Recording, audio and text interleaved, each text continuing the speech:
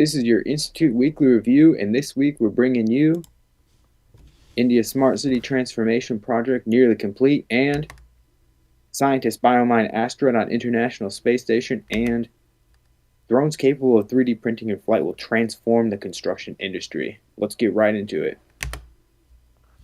So, this first article here is talking about a project from a city in India called Ludhiana, and basically, as a part of I think 2015 or 2016 era legislation from their central government, like India's central government, they charged the states with trying to basically act as a grantor, and give individual cities that petitioned to propose projects money so that they could become a smart city. And what that means is kind of vague. And they actually, in an article I was reading, they admit that it's kind of vague. But what they were kind of looking for is things that kind of make the city like more sustainable in the long run. Things that kind of automate certain parts of like watching over citizens or something like that, that help get the government a little bit more automated. And then things like smart lights and all that stuff. But what I thought was really interesting about this article is, one, they already demonstrated a lot of these projects. So, for instance, they basically added these smart lights, and they procured them as what I saw previously, such that you could like control them with your phone, is what they alleged.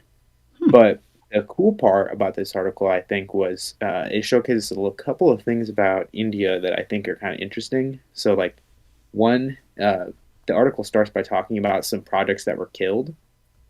So I don't know if you remember those projects that were killed, but like one of them was basically like a automated street sweeper. And do you remember why they killed it?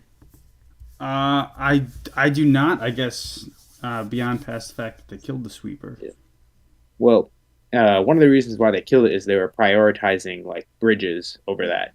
And I like that because it's like they're taking a fundamental approach when they're talking about their smart city. They're like, hey, look, we can't get smart if we don't have the dumb stuff right. Because you were talking about how there was like traffic congestion in all these cities. Oh yes. Well, this is them being like really, really prudent and focusing on the fundamentals first. So I thought that was really cool. Yeah, And that was. also, Oh, go ahead. yeah, go ahead. Go ahead. I was just gonna say when I was in India a week ago, one of the things that struck me was how advanced their infrastructure was. I truly was not expecting to find, the same complexity of infrastructure that we have in the United States. But they definitely, as far as what was there and what was available, it all seemed incredibly high tech and much farther advanced than I was expecting. So I wonder if that is a result of the previous actions of this developing India idea, because I definitely know India is trying to push itself into becoming the a global powerhouse, a global superpower to rival. Superpower number one. If you've ever seen those YouTube comments, Yeah, no, that number one superpower. it That's a actually was surprising. The colleagues I was talking to explicitly said it. The way that the geopolitics and global economic system works right now, it seems like it's very much a China versus United States dominating it, and their exact words were, we want to offer a third party to that. And seeing the development like this is kind of them putting their money where their mouth is to me. I also kind of like it because it's like their state governments are acting almost like a startup incubator. So Mm-hmm. they're treating like the cities as if they're kind of like startups. So the city, I mean, went and proposed all these different things, and then the state eventually killed some of it. Mm-hmm. Um, but it's interesting how they kind of did that, and also like when the state killed some of the projects, one of the commissioners, who is from their municipal corporation or their local government, he said, "Screw it, we're gonna go to find like other funding sources for this," which is really like a testament to kind of the entrepreneurial spirit I think that Indians have. I don't know if you've noticed that, but they're like really, really, Oh they're yes, go-getters. yes, and I mean that was evident in the people I talked to, and just the general culture that I saw. They definitely, definitely are not slackers on that Yeah. front. And I don't Um, know. I think that's something like that we could really, I feel like we like to think of ourselves as being, entrepreneurial go-getters, but I mean, maybe we've lost a little bit of that. Um, or at least we don't really think of our government as doing that. So it's interesting that their government thinks of themselves as being kind of entrepreneurial like that. yeah, But I'm gonna jump us on forward if you want to dive into this one. so while we're talking about making the next generation of cities, other people are looking to the stars and thinking about the next generation of procurement of materials. And basically, what happened here is on the International Space Station, they building off of some work that was kind of in like 2021, they demonstrated that they could, if they applied certain, I think it was bacteria or funguses or fungi, I don't know, whatever it is, to asteroids. So they Mm-hmm. took asteroid samples and just put that all over them. Then the bacteria could extract like platinum group elements pretty decently. Hmm. Yeah, so essentially they're saying like, hey, look, we can have a new way of mining. And there was actually, so let's get to the graph, which is on the next one right here. So what you're seeing here is kind of some of the results. Um, let's take a look at palladium. So that's that center one. Yeah, right there. So what's really interesting about this one is we see for like P simplicium or whatever. I don't know how you pronounce that. Take it away, Mason. What do you think it is? Sim- Simplicissimon. I think that's pretty good. Simplicis. Oh God, I think you nailed it. But like, look at that. So if you look at it in the palladium thing on the ISS, it does much better at mining palladium than it does on Earth. So that's interesting. So not only is it possible, but the gravity somehow, well, it could be other things as well, impacts the effectiveness. So if you're thinking about maybe making materials that you see on Earth, uh, it actually seems like it preserves Hmm. the palladium. Yeah. Or yeah, it's So somehow I guess it's preserved. Or I guess that's just yeah, because the 100 is the orange line you see there. yeah. So somehow it's like preventing palladium, which Huh. might just be because of measurement errors or something like that. Yeah. But So if that's the case, oh yeah, go ahead. oh, I was just gonna say, it's the general idea: dump this onto an asteroid as it shoots by, and then next time it comes, scrape it off and bring it home, or like, I mean, it could be. I mean, this is just them demonstrating that's possible, and they have. But I will say that this is a bioarchive article, uh huh. uh, so it hasn't reached a like official journal yet. But it was basically published, I think, like 30 days ago. So that's Okay. like bleeding edge. Yeah. This So is like super bleeding edge. hot and fresh, right out of the Yeah. oven here. And you know what's interesting about this? That kind of like not only the fact that they were able to demonstrate this, that they were interested in this, but like I looked at the people who are interested in biomining. Like I looked in Google Scholar for biomining, and I looked for like the past year, and like there's only like three. I think it's three different institutions and three different researchers from the United States who are interested in this at all, That which seems is super shockingly interesting to me. low. Yeah, like they're from Rice and I want to say Massachusetts and someone else. But why is that like ridiculous? We're talking about the Artemis program, right? So like you would think that there would be a whole bunch of research about people trying to do like mining and stuff like that because that's the whole point of Artemis, right? Like you're trying to get onto Yeah. the moon and make You it sustainable. yeah, So get you your would think that footprint up you there to go farther. You know, build the foundation to build a permanent sustainability up there. yeah. And I mean you look at these results.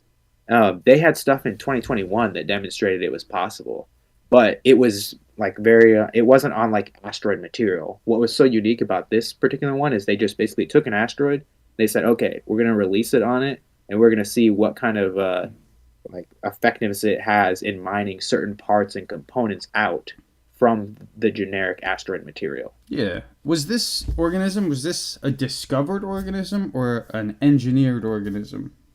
I don't know. Well, actually, it's multiple, right? You see how it's like it's the consortium, which is a mix of them, and then it's the P simplissimum, and then Sibyllus, and then non-biological, which is Mm-hmm. just a literal rock. They basically just measured the rock, and they're like, "What do you get?" Mm-hmm.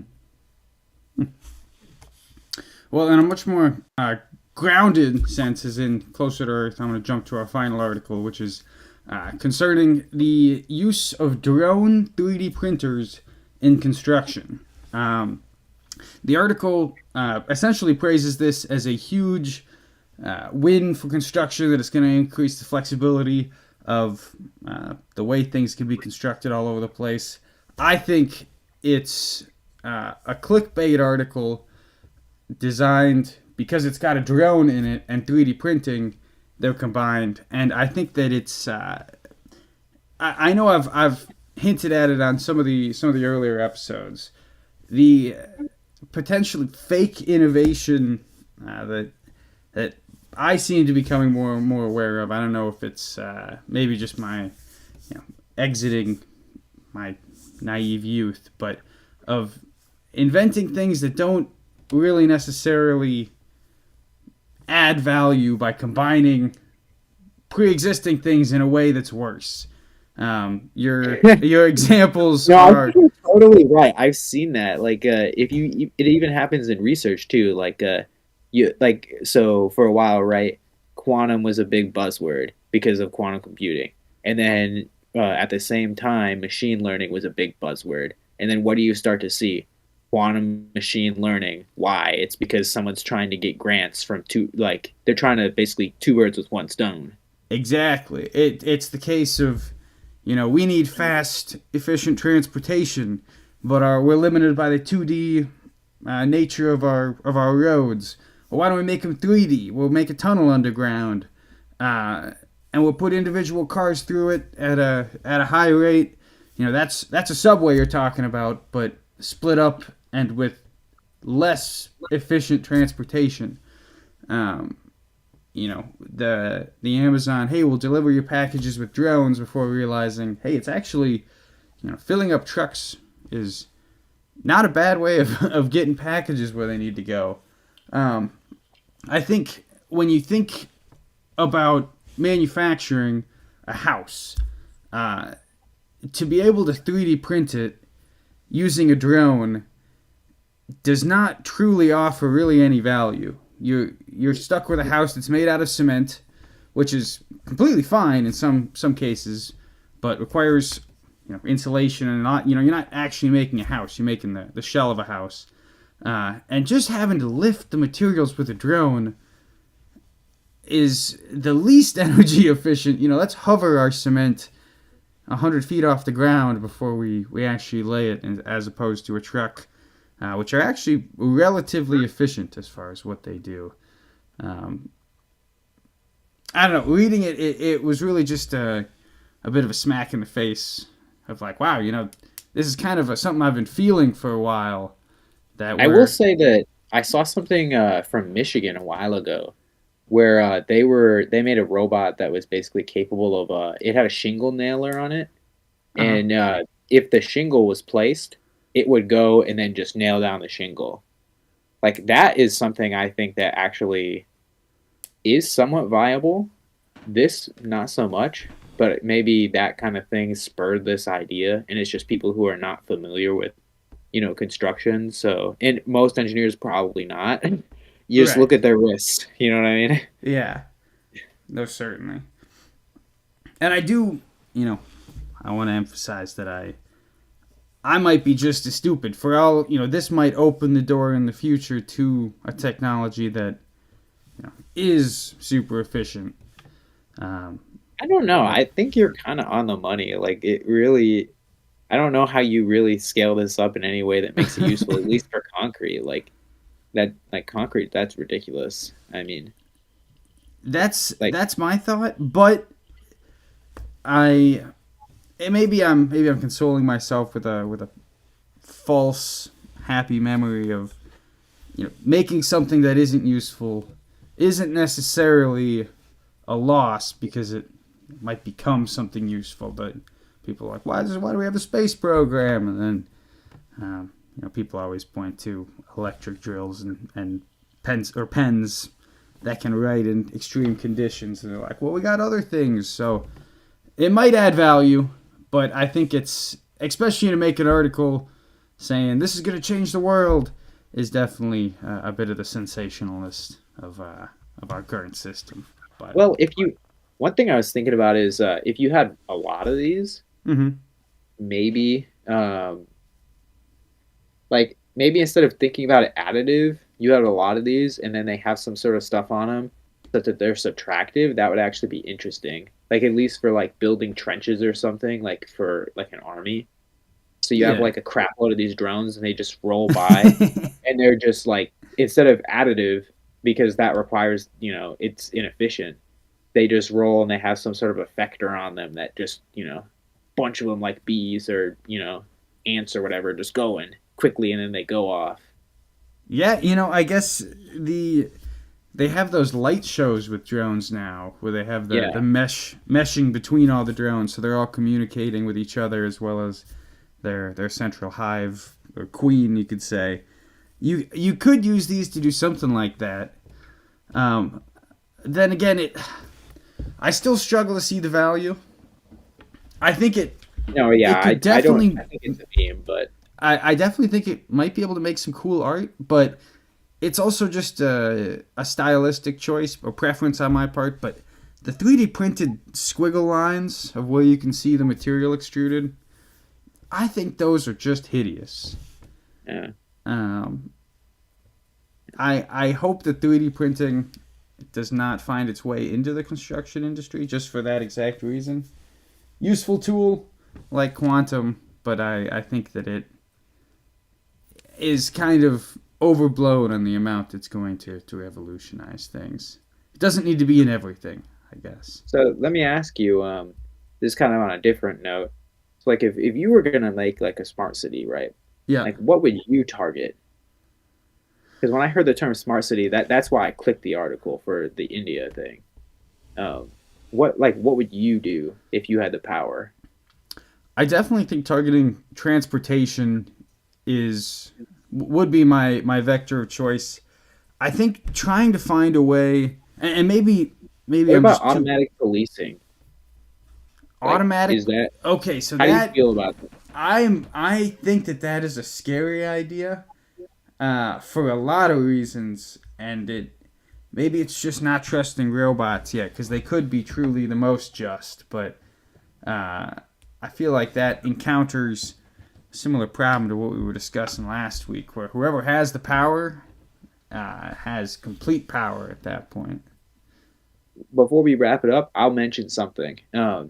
So New York, I can't remember what it is that they have, but they have a system right now that can like track people making offenses. Like they have like some sort of database system that they use to like coordinate to help dispatch officers. So they already kind of have something like this. So like, you kind of wonder if they already have it. I mean, it obviously helps them a lot, which Mhm. is why they, contracted someone to do it. So I mean, why not go the next step and then just have a human arbitrate whether or not it's legit or not? You know what I mean? Yeah, I don't know. at least use it as I a think that's filtering most tool interesting. instead of the actual administrator of the law. Yeah. I think that could free up a lot of resources to actually, you know, do the policing as opposed to that aspect. But Well, we'll see. Definitely a hot topic there. Well, any likely. last words? No, I think I'm good to wrap it up this week. All right. Well, this has been your Institute review. Come see us next week. We got a banger of an article that I selected. You'll really like this. I'm super excited